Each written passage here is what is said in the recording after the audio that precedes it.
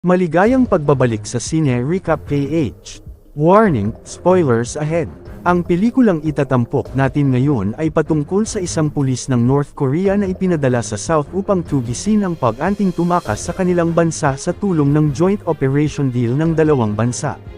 Ang pelikulang ito ay ang South Korean action comedy film na ipinalabas taong 2017 na pinamagatang Confidential Assignment. Bago tayo magpatuloy, paki-like ang video at mag-subscribe na din sa channel na ito. Maraming salamat. Sa North Korea, ang police officer na si Chul Ryung ay kabilang sa Special Investigation Unit na iniimbestigahan ang paggawaan ng pekeng pera. Habang naka-standby sila nakatanggap ito ng ulat ng may putukan ng baril kung saan isang grupo ng mersenaryo ang nilusob ang warehouse na imprintahan ng pekeng pera. Natagpuan na lang ng unit ni Chul Ryung ang patay na katawan ngunit ayaw pa silang pakilusin ng kanilang kapitan. Subalit hindi na ito makapag-antay at baka matakasan sila. Pinasok na nila ang warehouse at naabutan doon ng mga mersenaryo sa loob na balak nakawin ang mga plates sa pag-imprinta ng pekeng pera. Nang huhulihin na niya ang mga ito, dumating ang kanilang kapitan na si Ki Sung. Siya pala ang nagpadala ng mersenaryo at ang utak ng pagnanakaw. Isa sa kasamahan ni Chul Ryung ang ginawang hostage ni Ki Sung kaya napilitan silang sumuko ngunit ipinapatay ang buong unit niya. Nagawang makaligtas ni Chul Ryung matapos maubusan si Ki Sung ng bala at hinayaan niya na rin talaga itong mabuhay. Samantala, ang mga opisyal ng North Korea ay napag-alamang may binuong plates na kayang gayahin ng orihinal na pera at nalamang ninakaw ito na kagagawa ng kanilang opisyal. Pag lumabas ang balita sa pangyayari maaari itong magpasimula ng digmaan, subalit ayon din sa kanilang intel nakalabas na si Ki Sung ng bansa patungo ng South. Sa Seoul, South Korea, ang detective na si Jin Tae ay kasalukuyang hinahabol ang kriminal na matagal na niyang pinaghahanap, ngunit natakasan siya nito dahil sa kapabayaan niya. Dahil doon napagalitan siya ng chief sa kapalpakan na madalas na lang nangyayari, pinatawan siya ng 3 buwang suspensyon sa trabaho. Balik ulit sa North Korea, hinuli si Chul Ryung ng kagawaran dahil hinala nilang kasabwat ito ni Ki Sung sa krimen, pero nalaman ng general na wala talaga itong kinalaman kaya binigyan niya ito ng misyong hulihin si Ki Sung sa South. Samantala, habang nasa bahay lang si Jin Tae matapos itong mawala ng trabaho pinuntahan siya ng chief para ipaalam na may magaganap na pag-uusap sa pagitan ng North at South. May ipapadalang detective mula North na may huhulihing kriminal sa bansa nila at inalok siya ng trabaho na protektahan ng detective. Tumanggi si Jin Tae sa kadahilanang ginawa niya ang lahat para maging ligtas ang bayan nila tapos tutulungan niya lang ang mga komunista. Sinabi sa kanya ng chief na pag natapos niya ang pinapagawa makakabalik na siya sa trabaho at maaari pang tumaas ang sweldo. Humingi ng oras si Jin Tae para pag-isipan muna ang alok pero nang mapanood niya ito sa telebisyon na pagdesisyonan niya din itong tanggapin para sa pangakong malaking sahod. Matapos nito ipinakilala na siya ng chief sa National Intelligence Service o NIS kung saan ito ang may hawak ng operasyon. Bunilinan si Jin Tae ng agent na babantayan niya lang ng mabuti ang North Korean at mag-report pag may problema. Kinalaunan dumating na ang delegasyon ng North Korea sa South. Isiningit lang si Chul Ryung para sa sarili niyang misyon na may 3 araw lang para hanapin si Ki Sung sa pamamagitan ni Park Myung-ho na tauhan nito sa South. Dumating na din si Jin Tae para sunduin ito na masyado niya pang minamaliit. Tinumpista niya ang armas ni Chul Ryung at ibabalik na lang pag-uwi niya. Ang dalawang detective ay may kanya-kanyang layunin, iniingatan ng North Korea na mabunyag sa South ang tungkol sa plates habang hinihinala naman ng NIS isang killer si Chul Ryung na balak patayin ang hinahanap niya doon. Ang layunin naman ni Jin Tae ay makakuha ng impormasyon sa totoong pakay ng North Korean. Upang magawa ang utos binigyan niya ng cellphone si Chul Ryung na may bug, pero tumanggi ito dahil mayroon na siyang ginagamit. Hindi pa alam ni Jin Tae kung saan sila magsisimulang maghanap.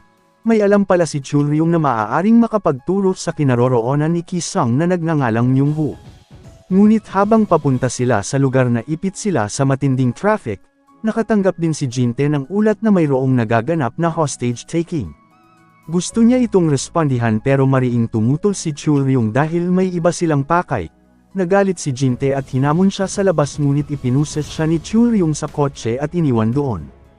Agarang tumawag si Jin Tae ng tulong para mahanap ang lokasyon ni Chul Ryung kaya pagdating ng North Korean sa lugar naroon ito agad, ngunit nakatunog si Chul Ryung na paalis ang hinahanap niyang tao kaya agaran niya itong sinundan sakay sa taxi at pinahanap na naman ni Jin Tae ang lokasyon niya. Si Myung-ho ay isang smuggler na kasalukuyang may katransaksyon. Pag-alis niya sa lugar nakaabang na si Chul-yung sa kanya para alamin ang kinaroroonan ni Ki-sung subalit may dala pala itong baril. Agarang iniwasan niya ang pamamaril nito hanggang sa dumating si Jin-tae kaya tumakas na si Myung-ho, hinabol siya ni Chul-yung upang subukang hulihin ngunit masyado itong mailap. Nang makakuha ng sasakyan si Myung-ho na gawang makasabit ni Chul-yung, nakasunod naman si Jin-tae upang habulin sila subalit habang naghahabulan tumalon sa kotse ang kriminal. Nang makita ni Jin-tae ang mangyayari iniharang niya ang sasakyan sa patawid ng mga bata, nagawa ding maiwas ni Chul-yung ang kotse ngunit natakasan na sila. Sa NIS headquarters may nakuha silang impormasyon sa pagdating ni Ki-sung sa bansa, agarang pinalocate ng agent ang may-ari ng kotseng tumutulong sa kanya. Nang makatakas din si Myung-ho iniulat niya kay Ki-sung na may naghahanap sa kanyang nagmula din sa North, laking gulat na lang nitong nasa South Korea din si Chul-yung. Samantala pinapagalitan na naman si Jin-tae sa nangyaring aksidente dahil walang pwedeng makakaalam sa ginagawa nilang operasyon, sinabihan siyang bantayang mabuti si Chul-yung upang maiwasan ang mga bagay na magkakaproblema sila. Wala nang nagawa si Jin-tae kundi isama ito sa bahay niya para mabantayang mabuti, na love at first sight naman ang kapatid ng asawa niya na si Min-young nang makita ito. Ayaw sanang pumayag ng asawa niya na doon ito tumuloy pero wala din itong nagawa. Habang nasa banyo si Chul-yung kinuha niya ang telepono nito para lagyan ng bug upang malaman ang totoo nitong pakay, ngunit nalaman ni Chul-yung ang binabalak niya bago pa makausap ang nakakataas. Kinabukasan, todo asikaso si Min-young kay Chul-yung na nagpapakitang gilas, laking gulat na lang nila nang malamang nagmula pala ito sa North Korea, ganun pa man itinuloy na nila ang pagkain ng agahan. Sa NIS nalaman na nilang nagngangalang chairman yun ang tumutulong kay Ki-sung isa ding kilalang big boss ng Triad, ang chairman ay tinutulungan lang si Ki-sung para sa kasunduan nila sa ibinebente niyang plates pero gusto niya munang makasigurong nakakagawa ito ng halos kasing tulad ng tunay. Sa mga oras na iyon binalikan ng dalawang detective ang pinanggalingan ni Myung-ho, habang nagtatanong doon nakita ni Jin-tae ang lalaking tinakasan siya dahilan ng nasuspende ito. Sinundan niya ang lalaki sa isang silid na kuta palananggang na nagbebenta ng pekeng gamit. Tinanong niya doon si Myung-ho pero inonsulta lang ang pagiging pulis niya. Lumapit na si Chul-yung at nagbantang hindi na niya uulitin ang tanong ngunit tinutukan siya ng baril. Hinalas niya lang ito sa isang hawak lang na ikinagulat ng lahat at pagkatapos tinuruan niya ng leksyon ang mga gangster na gumalang sa pulisya. Gamit ang basang tissue pinabagsak niya ang buong grupo na ikinagulat na lang ni Jin-tae kung paano niya ito ginawa. Kinuha nila ang telepono ng mga ito para matrace ang lokasyon ni Myung-ho, agaran ding tinawagan ni Jin-tae ang chief para ibalita ang nangyari at gusto na niyang umatras sa joint operation. Pero hinikayat siya ng chief na ipagpatuloy lang ang ginagawa dahil malaking kaso ang kinakaharap nila. Naririnig naman ni Chul-yung ang usapan nila matapos niyang malagyan ng bug ang telepono nito. Pagkatapos pinuntahan ng dalawa ang nakuhang lokasyon ni Myung-ho na isang kainan pero ilegal na pasugalan pala ang loob, nagpakilala silang pulis habang hinahanap ito doon. Naroon sa likod si Myung-ho na inihahanda ang mga gagamiting armas ng grupo ni Ki-sung at nakiusap na gusto na niya sanang kumalas. Sa loob nakita sila ni Chul-yung sa bintana kaya nagmadali itong lumabas. Naiwan naman doon si Jin-tae na nagtatapang-tapangan dahil may kasama siyang magaling sa pakikipaglaban, pero wala na pala doon ang North Korean detective. Wala na siyang nagawa kundi lumabang mag-isa sa kanila. Ginaya niya ang tissue na ginamit noon ni Chul-yung ngunit hindi ito umubra kaya ginawa niya na lang ang makakaya para makaligtas. Sa labas pinatay ng tauhan ni Ki-sung si Myung-ho dahil marami na itong nalalaman. Pagdating din doon ni Chul-yung kinausap siya ni Ki-sung sa telepono na nagbabantang hanggang doon na lang ito. Nakaharap ni Chul-yung ang tauhan ni Ki-sung sa matinding labanan hanggang sa nagawa siyang mapabagsak nito. Nakasunod naman doon si Jin-tae kaya agaran ng tumakas ang kalaban nang marinig ang pulisyang paparating. Nang maiwan ang dalawa inakala ni Chul-yung nabaril si Jin-tae dahil mayroon itong sugat. Nasaksak pala siya nang hindi napansin pero ayaw niyang magpadala sa ospital. Pag-alis nila sa lugar hinala ni Jin-tae na hindi si Ki-sung ang nakalaban niya kanina. Ayaw magsalita ni Chul-yung kaya naiinis ito dahil wala siyang alam sa mga nangyayari. Napilitan ng magsalita si Chul-yung at sinabing tauhan lang siya ni Ki-sung at isa lang ito sa napakadami niyang mersenaryo. Naikwento niya din ang pagpatay ni Ki-sung sa buong unit niya at sinisisi nito ang sarili sa nangyari. Pag-uwi nila itinago ni Jin-tae sa asawa ang sugat niya dahil nangako itong pag nasugatan siya ulit aalis na siya sa pagiging pulis. Ginamot din ni Min-young ang sugat ni Chul-ryung pero nang nalaman niyang may asawa na pala ito bigla na lang siyang tumakbo sa hiya. Samantala may nadiskubre ang mga pulis na pekeng pera na nakuha sa bangkay ni Myung-ho. Hinahanda naman ni Ki-sung ang mga tauhan niya para sa kanilang huling misyon at mamuhay ng malaya pag natapos. Kinabukasan, nang paalis na ang dalawa naghanda ng almusal ang asawa ni Jin-tae ngunit tumanggi ito dahil nagmamadali sila. Nagalit ang asawa niya kaya napilitan na silang kumain kahit unti.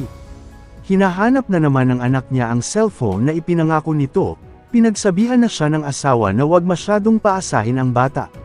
Nakatanggap din siya ng mensahe na may bug ang telepono niya. Nauna nang lumabas si Jin-tae na nagpanggap na papaandarin niya lang ang kotse pero tinanggal niya ang inilagay. Paglabas ni Chul-ryung wala na itong naririnig. Nalaman naman ni Jin-tae na may itinakas palang plate si Ki-sung sa north na nakakapag-imprenta ng pekeng pera kaya ito hinahanap. Nang tanungin siya ni Chul-ryung kung na-track na ang lokasyon ni Ki-sung itinago niya ito, dahil nagagalit siya sa pagsisinungaling nitong ipaghihiganti niya lang ang mga kasamahan. Tinanggap ni Chul-ryung ang pagkakamali niya at nakiusap na tulungan siyang mahuli si Ki-sung at nangakong ibibigay ang plate sa kanila. Samantala binibiripika na ng tauhan ng chairman ang perang gawa sa plates, naroon naman sa malapit ang dalawang pulis na nag-aantay sa pagdating ng backup. Pero hindi na makapag-antay si Chul-ryung, balak niyang kumilos mag-isa upang wala ng ibang madamay pa dahil hindi basta-basta ang kinakaharap nila. Binigyan niya din si Jin-tae ng pera pambili ng cellphone ng anak nito at nagpasalamat sa lahat ng tulong niya sa kaumalis, pero sumunod pa rin si Jin-tae upang tulungan ang itinuturing na niyang partner. Nang makumpirma ng chairman na maganda ang kinalabasan sa pag-imprenta itinuloy na niya ang pakikipagsundo sa presyo, ngunit masyadong malaki ang hinihinging kabayaran ni Ki-sung sa mga plates. Hindi pumayag ang chairman sa gusto nito kaya doon na ito pinatay ni Ki-sung at siya na lang mag-imprenta ng pera niya, bago pa sila tuluyang makaalis dumating si Chul-ryung na dumaan sa bintana. Nakaharap niya ang mga tauhan nito habang nakasunod din si Jin-tae upang tulungan siya. Subalit hinagisan sila ng pampasabog na ikinagulat na lang din ng mga pulis sa labas at nagtataka kung ano na ang nangyayari.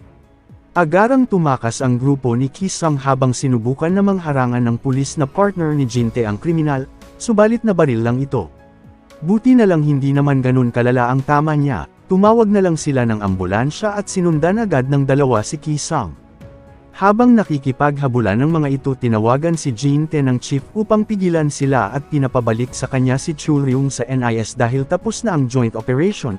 Tumutol si Jin-tae upang hulihin ng kriminal dahil binaril nito ang kasamahan niya, pumayag na ang NIS agent pero kailangan niyang pigilan si Chul-ryung na mapatay si Ki-sung kahit anong mangyari. Pagkatapos tinausap ito ni Jin-tae na wala sa description ng trabaho nila ang paghihiganti sa kaaway, dapat maaresto lang si Ki-sung at walang ibang mangyayari. Maya-maya pa nahabol na nila ito, nakipagbarilan si Ki-sung sa kanila upang pigilan silang makasunod pero gumanti si Chul-ryung at pinuntirya ang gulong nila dahilan nang bumaliktad ang sasakyan ng kriminal. Nang balak na sana itong tapusin ni Chul-ryung pinigilan siya ni Jin-tae, dahil dun tumalon si Ki-sung sa ilog at natakasan sila. Nagalit si Chul-ryung sa ginawa nito dahil gusto niyang ipaghiganti ang pagkamatay ng asawa na kabilang pala noon sa unit niya, wala siyang kaalam-alam na nagdadalang tao na pala ito noon. Nang malaman ni Jin-tae ang katotohanan pinagsisihan niya ding pinigilan ito, ibinigay niya na lang ang plate kay Chul-ryung upang magpatuloy na mabuhay at pinatakas na bago pa dumating ang mga kasamahan. Pagkatapos ibinalik na ni Chul-ryung ang plates, bilang wala ng banta sa kaayusan ng Republika pinabalik na siya ng North at kalimutan na si Ki-sung. Samantala, habang pauwi na sana si Jin-tae tinawagan siya ni Ki-sung, hawak pala nito ang pamilya niya at bilang kapalit ibigay niya ang mga plates sa kahit anong paraan, agarang tinawagan niya si Chul-ryung at nagmamakaawang tulungan itong iligtas ang mag-ina na dinukot ni Ki-sung. Pinuntahan ni Chul-ryung ang nakakataas na pabalik na ng North upang hilingin ang pahintulot na tapusin si Ki-sung, ngunit ayaw siyang payagan dahil tapos na ang joint operation. Sinabi ni Chul-ryung ang dahilan na dinukot ni Ki-sung ang pamilya ng kasamahan niya at umalis dala ang mga plates. Sa isang planta kung saan nag-aantay si Ki-sung dumating na si Jin-tae sa pag-asang mailigtas ang mag-ina. Natagpuan niya ito doon na nakatali at may bomba sa tabi ngunit nalaman ni Ki-sung na wala sa kanya ang plates. Nakiusap si Jin-tae na pakawalan ang mag-ina niya at siya na lang ang patayin. Nang ipapatay na siya ni Kisang, dumating si Churyong at pinatay ang mga tauhan nito sa labas. Nakipagsundo si Churyong kay Kisang na palayain niya ang taga-South at ibibigay niya ang mga plates. Ngunit ayaw itong maniwala dahil iniisip niyang traidor na din ito sa kanilang bansa. Ibinigay ni Churyong ang 2 plates bilang pauna kaya pumayag na siyang pakawalan ng taga-South. Malaking pasasalamat din ni Jin-tae na dumating ito at agaran ng itinakas ang pamilya. Hindi naman ibinigay ni Churyong ang plates kaya pinahanap niya ito sa mga tauhan pero hindi nila makita. Nang makita nila ito sa CCTV, kumilos na si Kisang para siya na mismo ang babawi ng mga plates. Samantala nagtataka ang asawa ni Jin-tae na hindi sila umaandar, gusto niya pala sanang tulungan si Churyong, pumayag ang asawa niya na bumalik siya doon na ikinagulat nito. Agarang umalis si Jin-tae habang kasalukuyan ng nakaharap ni Churyong ang mga tauhan ni Kisang at nakatapat ulit niya ang nakalaban noon na natalo siya. Natagpuan na din ni Kisang ang lahat ng plates at nakuha, natalo naman ngayon ni Churyong ang tauhan nito, subalit binaril siya ni Kisang na agaran niyang natakasan pero may tama ito. Dumating din doon ang iba pa niyang mga tauhan para tapusin si Churyong pero dumating si Jin-tae at nailigtas ito na ipinagtataka niya kung bakit pa siya bumalik. Sinabi lang nitong dahil nandoon pa siya. Nang patakas na si Kisang, hinabol ito ni Churyong at nagkabarilan ang dalawa, ngunit nang lalapitan niya ito bigla siyang naglaho at lumabas sa likuran niya. Nagkaharap ang dalawa sa laban kung saan nahihirapan si Churyong dahil sa sugat niya, pero dumating si Jin-tae at pinaputukan siya kaya tumakas na ang kriminal. Hinabol siya ni Jin-tae ngunit bigla siyang inatake at nabitawan ang dala niyang baril. Wala din siyang kalaban-laban sa kriminal, buti na lang nakasunod si Churyong at doon na niya ito napatay. Pagkatapos ibinigay na ni Churyong kay Jin-tae ang plates kahit maaari pa siyang makulong pag nabulgar ang plates, pero nakahanda siyang tanggapin ang parusa dahil kahihiyan ito ng kanyang bansa. Ganun pa man, kahit makuha pa ni Jin-tae ang mga plates wala din siyang makukuhang award. Itinapon niya na lang sa dagat ang plates upang patas lang sila at doon palang dumating ang backup. Dito na nagtatapos ang ating kwento, sana nagustuhan nyo. I-like ang video at mag-subscribe na din sa channel na ito. Maraming salamat sa panunood, hanggang sa muli. Paalam!